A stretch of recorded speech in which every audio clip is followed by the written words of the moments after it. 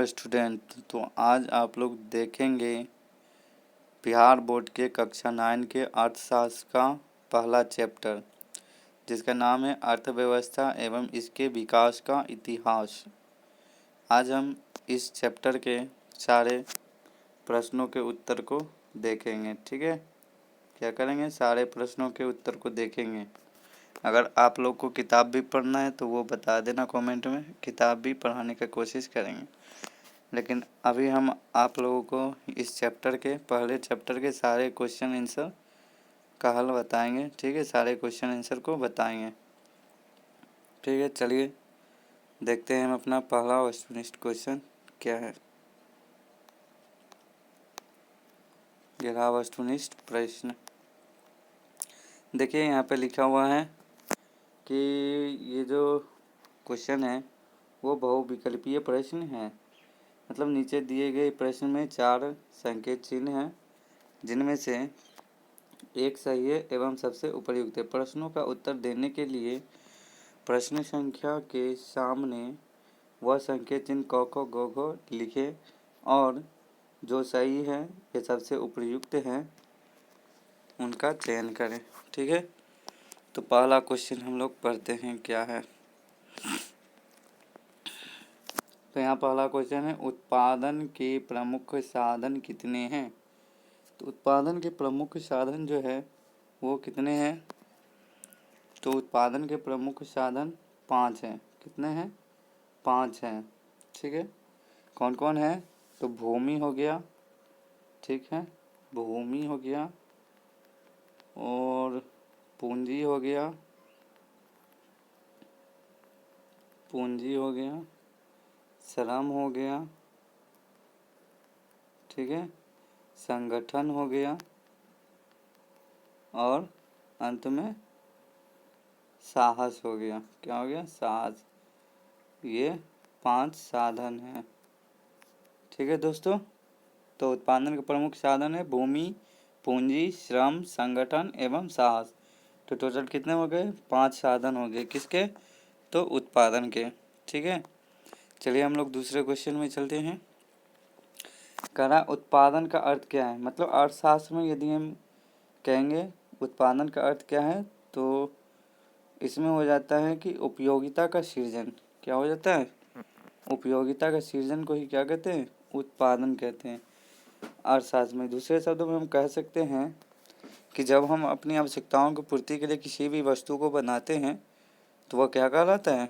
उत्पादन कहलाता है। ठीक है, क्या कहलाता है? उत्पादन कहलाता है। तो ये हो गया हमारा उत्पादन का अर्थ। यदि अर्थशास्त्र में पूछे तो बता देना है कि क्या होता है? उपयोगिता का सृजन करना होता है। ठीक है, चलिए तीसरे क्वेश्चन को हम देखते हैं।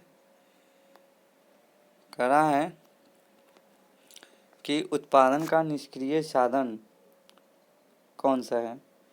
उत्पादन का निष्क्रिय साधन कौन सा है? तो उस उत्पादन का निष्क्रिय साधन मतलब कि वो एक जगह पे स्थिर होगा, ठीक है, और वस्तुओं का उत्पादन करता रहेगा। तो ये जो पहला ऑप्शन में है श्रम, तो श्रम क्या होता है? मतलब मेहनत। मेहनत कौन करता है? आदमी ही करता है। संगठन भी आदमी ही बनाता है। साहसी भी आदमी ही कोई रहते हैं, ठीक है, जो कि साहसी रहता है। लेकिन वो उत्पादन का निष्क्रिय साधन नहीं है, वो चलते फिरते रहता है, घूमते रहता है। परंतु ये देख लो, ये क्या है? भूमि। भूमि क्या हो गया? निष्क्रिय साधन हो गया। ये ना कहीं चलता है फिरता है, नहीं कोई नहीं घूमता है, ये एक जगह पे स्थिर रहता है। यदि हम इसमें क्या करें, आलू का बीज अगर डाल दे तो ये आलू का उत्पादन कर देगा बहुत सारा। यदि ओल डाल दे तो ओल का उत्पादन कर देगा। यदि कोई और भी चीज़ डाल दे, ठीक है, खाद्य पदार्थ, तो वो उसका उत्पादन कर देगा। ठीक है, तो भूमि क्या हो गया? निष्क्रिय साधन हो गया। मतलब उत्पादन तो करता है लेकिन निष्क्रिय होता है। ठीक है, आगे चलिए क्वेश्चन नंबर 4 देखिए। यहाँ पर लिखा हुआ है कि निम्नलिखित में से भूमि की विशेषताएं कौन सी है? मतलब भूमि का क्या विशेषता हो सकता है? विशेषता बतलाना है, ना कि गुण बतलाना है। ठीक है, तो विशेषता पूछ रहा है तो देखो, भूमि क्या होता है? नाशवान होता है। ठीक है, पहले ही में ही है। भूमि क्या होता है? नाशवान होता है। यही इसकी क्या हो जाएगा? विशेषता हो जाएगा। भूमि नाशवान, नाशवान कहने का मतलब क्या, भूमि को हम नष्ट नहीं कर सकते। भूमि को यदि हम जला देंगे तो वो क्या बन जाता है, ईटा बन जाता है। यदि हम उसको पानी में समझेंगे कि घोर करके उसको पी जाए तो वो भी नहीं होगा, क्योंकि पानी में भी मिट्टी क्या होता है, नहीं घुलता है। तो इस तरह से मिट्टी जो हो गया वो नाशवान हो गया, जो कि उसका मुख्य विशेषता हो गया। ठीक है, भूमि क्या हो गया, नाशवान होता है भूमि। आगे चलिए देखते हैं हम लोग क्वेश्चन नंबर 5। यहाँ कह रहा है कि अर्थशास्त्र में भूमि का तात्पर्य क्या है। फिर से वही क्वेश्चन है कि भूमि का तात्पर्य क्या है, मतलब भूमि कहते किसको है अर्थशास्त्र में।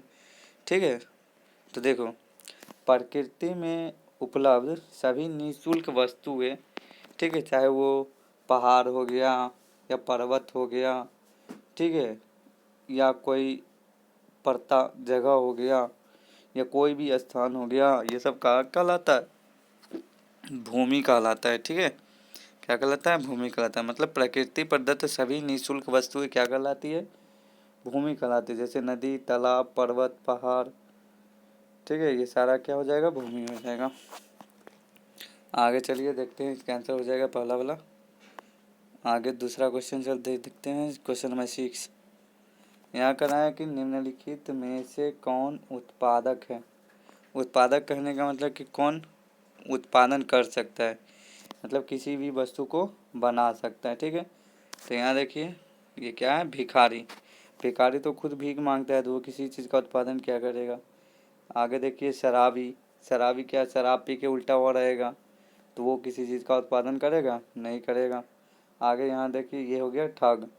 ठग बताइए, वो तो खुद दूसरों को ठगेगा, ठगते ही रह जाएगा, तो क्या करेगा, वो उत्पादन करेगा, नहीं करेगा। लास्ट नंबर पे यहाँ देख लीजिए क्या है, बढ़ई।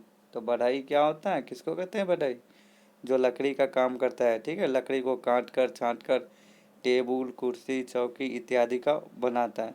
तो बढ़ई क्या हो गया, उत्पादक हो गया, क्योंकि ये बहुत सारा चीज़ को बनाता है जो कि लकड़ी का होता है। ठीक है, तो इसका आंसर हो जाएगा बढ़ई। ठीक है, आगे क्वेश्चन देखते हैं, क्वेश्चन नंबर 7। करा उत्पादन का साधन है,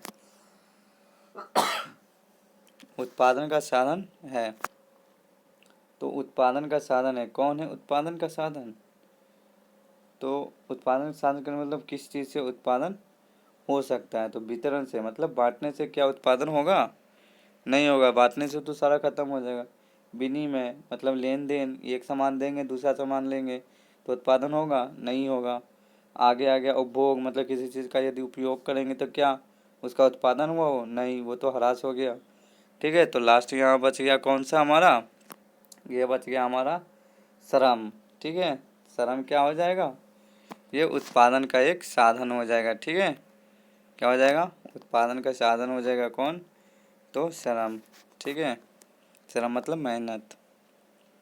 आगे चलिए देखते हैं क्वेश्चन नंबर 8। करा के निम्नलिखित में से कौन उत्पादन का साधन नहीं है, मतलब कौन सा ऐसा चीज़ है जिससे हम उत्पादन नहीं कर सकते हैं। तो पहला में हो गया संगठन। ठीक है, क्या हो गया, संगठन। तो संगठन बनाकर मतलब 10-20 आदमी एक जगह रहेंगे तो उत्पादन तो हम कर ही सकते हैं। उद्यम मतलब जो फैक्ट्री का मालिक हो गया वो भी तो उत्पादन करने के लिए ही बैठे हुए। पूंजी, ठीक है, पूंजी भी क्या हो गया, यदि हमारे पास पूंजी नहीं रहेगा तो हम उत्पादन कर पाएंगे, नहीं कर पाएंगे। तो पूंजी रहेगा तभी उत्पादन होगा, तो ये क्या हो गया, ये भी उत्पादन का एक तो साधन हो गया। लेकिन उपभोग ये क्या हो गया, ये उत्पादन का साधन नहीं है। क्या है, ये उत्पादन का साधन नहीं है। यदि हम किसी चीज़ का उपयोग करेंगे तो वो उत्पादन नहीं कहलाता है। ठीक है ना, वो क्या कहलाता है, उपयोग कहलाता है। तो ये क्या हो गया, उपभोग जो है वो उत्पादन का साधन नहीं होगा। ठीक है, अगले क्वेश्चन में चलते हैं। आगे यहाँ पर क्वेश्चन है आपका, देख लीजिए। क्वेश्चन है निम्नलिखित में से कौन पूंजी है, मतलब निम्नलिखित में से कौन पैसा है। ठीक है, पूंजी मतलब पैसा है, किसी चीज़ से मतलब हम पैसा कमा सकते हैं और वो चीज़ हमारे पास ही रहेगा। ठीक है, और पैसा भी उसे हम कमा सकते हैं। तो पहला है यहाँ पे ऑप्शन देख लीजिए, फटा हुआ वस्त्र। क्या है, फटा हुआ वस्त्र, मतलब फटे हुए वस्त्र को यदि हम बेचने भी जाएंगे तो क्या कोई खरीदेगा, नहीं खरीदेगा, नहीं खरीदेगा। जब तक उसको खरीदेगा नहीं कोई, तो हमारे पास पूंजी भी नहीं आएगा, पैसा आएगा, नहीं आएगा। आगे यहाँ दूसरा में है कि बिना व्यवहार में लाई जाने वाली मशीन। मशीन तो है हमारे पास, लेकिन जब तक हम उसका उपयोग नहीं करेंगे तब तक क्या होगा, कोई पैसा देगा नहीं देगा। कोई भी व्यक्ति यदि मशीन को रखता है और उसका उपयोग ही नहीं करता है तो क्या होगा, पैसा भी नहीं देगा। तो ये भी क्या हो गया, पूंजी नहीं हुआ। उसके बाद देख लीजिए, घर के बाहर पड़ा पत्थर। घर के बाहर यदि कोई पत्थर पड़ा हुआ है, मतलब उसका कोई उपयोग नहीं है, तो क्या होगा, उससे कोई पूंजी आएगा, पैसा आएगा, नहीं आएगा। हाँ, लास्ट में ग नंबर देखते हैं। देखिए ये लिखा हुआ है किसान का हल। तो किसान का हल क्या हो गया, ये सब नहीं हो गया। ठीक है, आगे देखिए, ये है किसान का हल। तो किसान का हल क्या हो गया, ये तो पूंजी है भाई। किसान का हल जो होता है वो तो खुद किसान चलाएगा। किसान कब चलाएगा, जब उसको कोई पैसा देगा। उसको पैसा देगा, कहेगा कि हाँ चलो भाई खेत जोत देना। ठीक है, तो क्या होगा, किसान जाएगा खेत जोतने के लिए, तो फिर उसको पैसा मिलेगा। तो इस तरह से क्या हो गया, कौन सा पूंजी है, तो किसान का हल जो है वो पूंजी हो गया।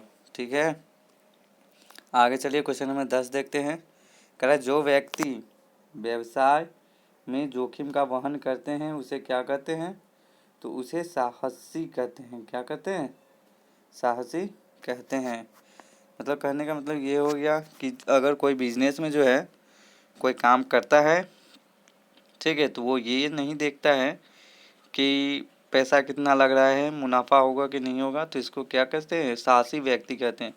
उसको पैसे से मतलब नहीं होता है, बस उत्पादन करना है तो करना है। ठीक है, तो उस व्यक्ति को क्या कहते हैं, साहसी व्यक्ति कहते हैं।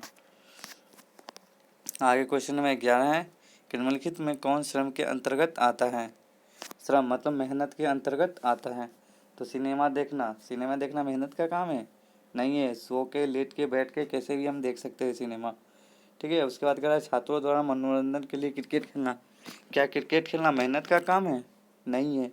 वो तो इंटरटेनिंग के लिए आदमी खेलते हैं, अपने मन की शांति के लिए खेलते हैं, ना कि मेहनत के लिए वो खेलते हैं। ठीक है, ना कि अपने देह को फिट करने के लिए खेलते हैं। आगे हो गया संगीत का अभ्यास। संगीत का अभ्यास आनंद के लिए करना। मतलब संगीत गाएगा अपना आनंद के लिए, तो ये होगा, ये भी नहीं होगा, ये भी नहीं होगा, ये भी नहीं होगा। तो ये तीनों होगा नहीं, तो लास्ट में हो गया शिक्षक द्वारा अध्यापन। मतलब शिक्षक जब पढ़ाएंगे तो वो मेहनत का काम है। ठीक है, शिक्षक द्वारा पढ़ाए जाने क्या है, मेहनत का काम है। कौन सा मेहनत है, तो वो मानसिक मेहनत कहलाते हैं। ठीक है, चलिए आगे देखते हैं। आगे है रिक्त स्थानों की पूर्ति करें। ठीक है, तो सिर्फ ऊपर वाला ही क्वेश्चन नीचे भी है, देख लीजिए। कह रहा है कि श्रम को उत्पादन का डैश साधन कहा जाता है। तो आंसर में हो जाएगा सक्रिय साधन। क्या होगा, सक्रिय साधन हो जाएगा आंसर। ठीक है, अगले क्वेश्चन देखते हैं। कह रहा है शिक्षक के कार्य को डैश श्रम कहा जाता है। अभी हम तुरंत बताए थे तो कि शिक्षक कौन सा कार्य करता है, तो मानसिक कार्य करता है। कौन सा कार्य करता है, मानसिक कार्य करता है। ठीक है, आगे देखेंगे कि डैश अर्थव्यवस्था के भौतिक व पूंजीगत साधन है। मतलब भौतिक साधन भी है और पूंजीगत साधन भी है। तो भौतिक साधन में लिख देंगे क्या, भौतिक साधन में भौतिक साधन में लिख देंगे मशीन। मशीन क्या हो गया, भौतिक साधन हो गया। ठीक है, और एवं लिख देंगे। अब पूंजीवाद मतलब पूंजीगत साधन कौन सा हो जाएगा, तो यंत्र हो जाएगा, विभिन्न प्रकार का मशीन। ठीक है, तो ये हो जाएगा इसमें मशीन एवं यंत्र अर्थव्यवस्था के भौतिक अथवा पूंजीगत साधन हैं। आगे चलिए देखते हैं कि सभ्यता के विकास के साथ ही मनुष्य की डैश बहुत बढ़ गई है। तो क्या हो जाएगा, आवश्यकताएं। ठीक है, क्या हो गया, आवश्यकताएं बहुत बढ़ गई है। ठीक है, आगे क्वेश्चन में देखते हैं कि वस्तुओं और सेवाओं का उत्पादन विभिन्न साधनों के डैश से होता है। तो किसी भी वस्तु या सेवा का उत्पादन करेंगे तो उसमें विभिन्न साधनों के सहयोग से होता है। किससे होता है, विभिन्न साधनों के सहयोग से किसी भी वस्तु का उत्पादन होता है। आगे क्वेश्चन नंबर 6 देखेंगे। कहा है कि उत्पादन की नई तकनीक की वजह से उत्पादन क्षमता में अपेक्षाकृत डैश होती है। तो क्या होती है, अपेक्षाकृत वृद्धि होती है। ठीक है, क्या होती है, अपेक्षाकृत वृद्धि होती है। अपेक्षाकृत वृद्धि होती है। ठीक है, आगे क्वेश्चन देखते हैं। आगे अब लघु उत्तरीय प्रश्न शुरू हो गया है। तो देखिए लघु उत्तरीय प्रश्न में पहला प्रश्न है कि उत्पादन से आप क्या समझते हैं। क्या है क्वेश्चन? उत्पादन से आप क्या समझते हैं। ठीक है, उत्पादन से आप क्या समझते हैं। तो देखिए हम अभी आपको बताए थे कि उत्पादन से आप क्या समझते हैं। तो जब मानव जो है अपनी आवश्यकताओं की पूर्ति के लिए किसी भी वस्तु या सामान को बनाते हैं तो उसे क्या कहते हैं? उत्पादन कहते हैं। सीधा सिंपल सा अर्थ में हो जाएगा कि जब मानव अपनी आवश्यकताओं की पूर्ति के लिए किसी भी सामान या वस्तु को बनाते हैं तो क्या कहते हैं? इसको उत्पादन कहते हैं। ठीक है, आगे दूसरा क्वेश्चन हो गया, उत्पादन तथा उपभोग में क्या अंतर है। उत्पादन तथा उपभोग में क्या अंतर है। तो उत्पादन तो अभी हम तुरंत बता दिए हैं कि जब मानव किसी वस्तु को जब हम किसी वस्तु को बनाते हैं तो वह क्या कहलाता है? उत्पादन कहलाता है। ठीक है, लेकिन जब हम किसी वस्तु का उपयोग करते हैं तो वो उपभोग कहलाता है। तो यही मेन अंतर हो जाएगा उत्पादन तथा उपभोग में, कि जब हम किसी वस्तु को बनाते हैं तो वो उत्पादन कहलाता है, जबकि जब हम किसी वस्तु का उपयोग करते हैं तो वह उपभोग कहलाता है। ठीक है, आगे क्वेश्चन नंबर 3 देखेंगे। क्वेश्चन नंबर 3 कह रहा है कि उत्पादन के विभिन्न साधन कौन कौन से। अभी ऊपर ऑब्जेक्टिव में भी बताए थे कि उत्पादन के कितने साधन हैं। तो 5 साधन हैं। कौन कौन से साधन थे यहाँ देख लीजिए। पहला था भूमि, पूंजी, श्रम, संगठन और उद्यम या साहस। ठीक है, यही 5 साधन हो गए उत्पादन के। आगे क्वेश्चन है, फतेहपुर गांव के लोगों का मुख्य पेशा क्या था। तो फतेहपुर के गांव का लोग का आप लोग बुक पढ़े होंगे तो पता होगा कि क्या था। तो फतेहपुर गांव के लोगों का मुख्य पेशा जो है वो कृषि था। वहाँ के ज़्यादातर लोग क्या करते थे? कृषि करते थे। ठीक है, क्या करते थे? कृषि करते थे। आगे कह रहा है क्वेश्चन 5 में, जो भूमि तथा पूंजी में अंतर स्पष्ट करें। भूमि तथा पूंजी में अंतर स्पष्ट करें। तो भूमि और पूंजी, ठीक है, तो यहाँ पे देखो कहते हैं भूमि किसको कहते हैं। तो अभी हम बताए थे कि प्रकृति प्रदत्त वस्तु जैसे पहाड़ हो गया, नदी हो गया, जंगल हो गया, ये सभी के सभी क्या कहलाता है? भूमि कहलाता है।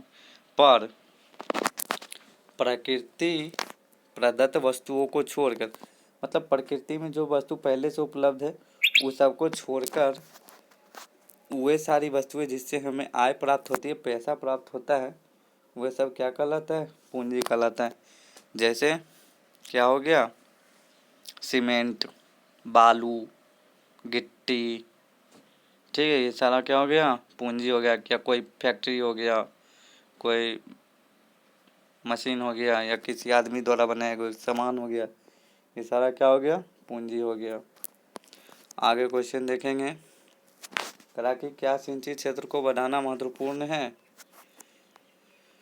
सिंचित क्षेत्र का मतलब हो गया कि कृषि योग्य भूमि को बढ़ाना महत्वपूर्ण है।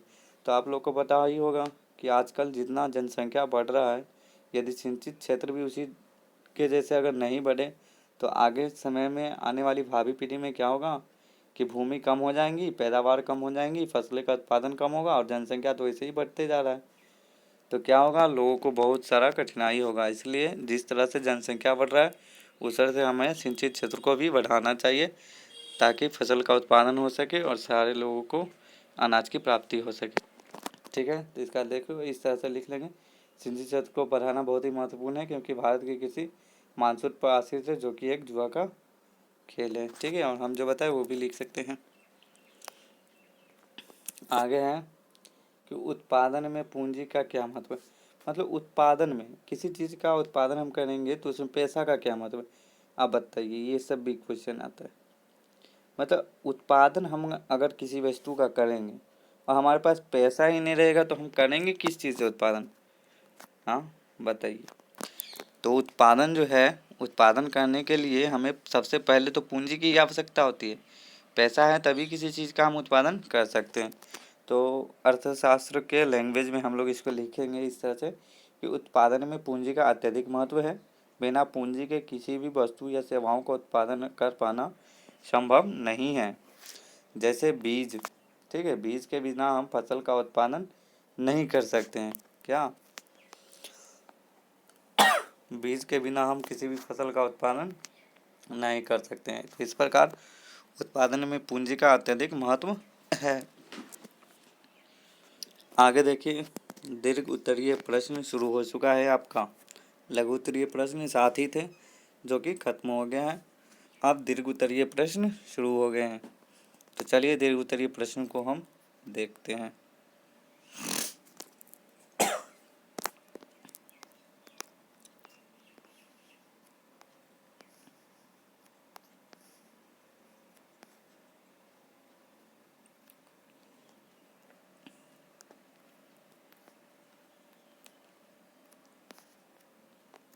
तो चलिए यहाँ पर देखिए लिखा हुआ है पहले कि उत्पादन की परिभाषा दीजिए। उत्पादन के कौन कौन से साधन होते हैं, व्याख्या करें। तो ये लघु उत्तरीय प्रश्न में भी लिखाए थे हम कि उत्पादन की परिभाषा दीजिए, मतलब उत्पादन किसे कहते हैं। वही चीज़ यहाँ पर भी लिख सकते हैं, ठीक है। अगर आप लिखना चाहते हैं तो लिख सकते हैं यहाँ पर उसका उत्पादन का आंसर। उसके बाद उत्पादन के कौन कौन से साधन हैं उसको लिख करके पॉइंट बाय पॉइंट उसको डिटेल कर सकते हैं। इस तरह से आपका दीर्घ उत्तरीय हो जाएगा। या हम दूसरे शब्दों में लिख सकते हैं कि अर्थव्यवस्था में उत्पादन का अर्थ उपयोगिता का सृजन करना है। जब एक बढ़ई जो है लकड़ी को काट छाट कर टेबल या कुर्सी बनाता है तब लकड़ी की उपयोगिता बढ़ जाती है। यही क्या है? उत्पादन है, ठीक है। उत्पादन के साधन कितने होते हैं ये तो हमने ऊपर में भी पढ़ाया था कि उत्पादन के कितने साधन होते हैं। तो उत्पादन के 5 साधन हैं, ठीक है। कौन कौन? भूमि, श्रम, पूंजी, संगठन और साहस, ठीक है। तो यहाँ देखो इस तरह से लिख देंगे उत्पादन के साधन निम्नलिखित है। पहला लिख देंगे भूमि, ठीक है। पहला क्या लिख देंगे? नंबर 1 में जिस तरह से हम दिए इस तरह से लिख करके भूमि लिख के डैश दे के आप लोग लिख सकते हैं। तो भूमि किसको कहते हैं? तो प्रकृति प्रदत्त सारे मुक्त उपहार जैसे कि नदी, सागर, हवा, धूप, खनिज, ये सब क्या हो गया? सभी भूमि है। अब दूसरा पॉइंट देंगे, खनिज लिखेंगे। खनिज डैश दे करके लिखेंगे कि श्रम का मतलब मनुष्य के आर्थिक कार्य से है, चाहे वह हाथ से किया जाए या मस्तिष्क से, ठीक है, या एक सक्रिय साधन है। ये हो जाएगा दूसरा पॉइंट डिटेल। इसका तीसरा पॉइंट लिखेंगे पूंजी, ठीक है। लिखेंगे पूंजी में कि प्रकृति की निःशुल्क वस्तु को छोड़कर, ठीक है, प्रकृति की निःशुल्क देन को छोड़कर वह सब संपत्ति जिससे आय प्राप्त होती है, ठीक है, वो क्या कहलाती है? जिससे आय प्राप्त होती है उसे पूंजी कहलाती है। जैसे हो गया किसान के लिए बीज, कारखाने में कच्चा माल और मशीन इत्यादि, ये सारा क्या हो गया? पूंजी हो गया, ठीक है। आगे चौथा नंबर पॉइंट देखेंगे संगठन। संगठन लिख करके डैश देंगे, उसमें लिखेंगे उत्पादन का, यह जो है उत्पादन का सक्रिय साधन होता है, ठीक है। विभिन्न साधनों को एकत्रित कर उन्हें उत्पादन में लगाने की क्रिया व्यवस्था क्या कहलाती है? संगठन कहलाती है। मतलब विभिन्न वस्तुओं जैसे पैसा हो गया, पूंजी हो गया, श्रम हो गया, लोग हो गया, ये सारा चीज़ को इकट्ठा करके उत्पादन में लगाना क्या कहलाता है? संगठन कहलाता है। लास्ट हो गया 5वां पॉइंट साहस। साहस लिख के डैश देंगे, उसमें लिखेंगे कि उत्पादन में जोखिम उठाने के कार्य को क्या कहते हैं? साहस कहते हैं। और जो व्यक्ति इसे करता है उसे साहसी कहते हैं। जैसे कारखाने का मालिक अगर ये सोच लेगा शुरू में ही कि हमें ये मुनाफा होगा या घाटा होगा तो क्या होगा? वो उसमें पैसा लगाएगा ही नहीं और कंपनी क्या होगा? बैठ जाएगा। तो जो ऐसा कार्य करता है उसको साहसी कहते हैं, ठीक है। आगे क्वेश्चन नंबर 2 देखेंगे दीर्घ उत्तरीय। यहाँ पे पहला क्वेश्चन दीर्घ उत्तरीय खत्म हो गया। दूसरा क्वेश्चन देखेंगे हम, ठीक है। दूसरा क्वेश्चन में क्या है? कह रहा है उत्पादन के साधनों में संगठन एवं साहस, ठीक है। संगठन और साहस का क्या भूमिका है वर्णन करें। तो ऊपर में जो हम संगठन और साहस लिखे वो तो लिखे हैं, लेकिन उत्पादन के साधन में ये पर्सनली क्वेश्चन आप पूछ लिया है, ठीक है। तो इसका थोड़ा लंबा डिटेलिंग भी देना होगा क्योंकि लॉन्ग का आंसर क्वेश्चन है। तो चलिए इसका आंसर को शुरू करते हैं। लिखेंगे उत्पादन के साधनों में संगठन एवं साहसी की अहम भूमिका है, क्योंकि भूमि, श्रम तथा पूंजी के होते हुए भी समुचित संगठन और साहसी के बिना उत्पादन संभव नहीं है। पहले संगठन पर विचार करें। भूमि, श्रम, पूंजी को एकत्रित कर संगठन करता उसे व्यवस्थित ढंग से उपयोग करता है और उत्पादन का कार्य होता है। इसलिए संगठन को उत्पादन प्रक्रिया का एक सक्रिय साधन माना गया है। उत्पादन का कार्य जोखिम से भरा हुआ होता है। उत्पादन में लाभ होगा या हानि एक साहसी ऐसा नहीं सोचता है। यदि उत्पादन में लगातार घाटा ही होता रहे तो साहसी उत्पादन करने का साहस नहीं छोड़ेगा। साहसी सोच समझ के उत्पादन में पूंजी को लगाता है। ठीक है, वही हम बताए थे कि साहसी व्यक्ति किसको कहते हैं। यदि नुकसान भी हो रहा है तो ऐसा नहीं कि नुकसान को देख कर वो कंपनी को ही छोड़ देगा या बंद कर देगा, बल्कि उसमें पूंजी लगाता ही रहेगा। ठीक है, एक ना एक दिन तो उससे लाभ होगा ही होगा। तो ये हो गए साहसी व्यक्ति। ठीक है, तो इस प्रकार से उत्पादन में जो है क्या हो गया, संगठन और साहसी की भूमिका को अदा करते हैं इस तरह से। ठीक है, आगे क्वेश्चन नंबर 3 देखेंगे।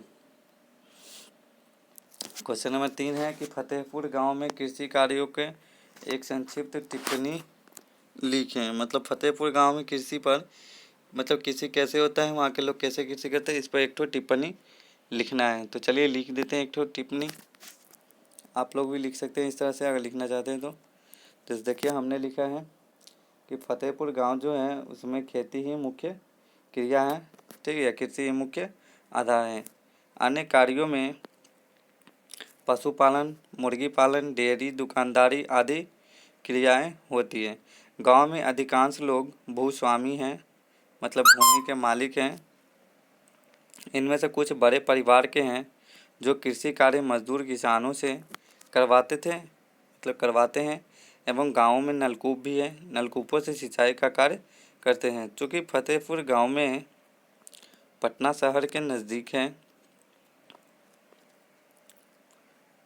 इसलिए कृषि संत आधुनिक यंत्रों का प्रयोग कर अच्छा उत्पादन करता है।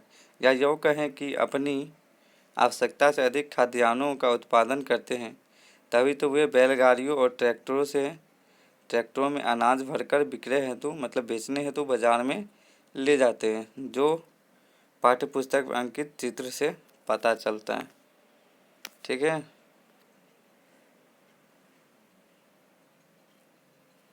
चलिए आगे देखते हैं क्वेश्चन। आगे लास्ट क्वेश्चन है शायद ये 4था नंबर क्वेश्चन। करा के मझोले एवं बड़े किसान कृषि से कैसे पूंजी प्राप्त करते हैं। ठीक है, और छोटे किसानों से वे कैसे भिन्न, मझोले और बड़े किसान जो है कृषि से पैसा कैसे कमाते हैं। ठीक है, और छोटे किसान कैसे कमाते हैं। तो बड़े किसान कहने का मतलब ही पता चलता है कि उसके पास बहुत सारा ज़मीन होगा, इसलिए तो बड़ा किसान कहलाता होगा। ठीक है ना, तो चलिए देखते हैं। तो देखिए, मझोले एवं बड़े किसानों के पास अधिक भूमि होती है, जैसा कि हम बताए वैसा यहाँ पे लिखा हुआ है, लिख दिए है। ठीक है, मझोले एवं बड़े किसानों के पास क्या होता है, अधिक पूंजी होती है, भूमि होती है। क्या होती है, मझोले एवं बड़े किसानों के पास अधिक भूमि होती है, अर्थात उनकी खेतों का आकार भी काफ़ी बड़ा होता है, जिससे वे उत्पादन अधिक करते हैं। उत्पादन अधिक होने से वे इसे बाजार में बेचकर काफ़ी पूंजी भी जमा करते हैं, जिसका प्रयोग वे पुनः आधुनिक विधियों द्वारा उत्पादन में ही करते हैं।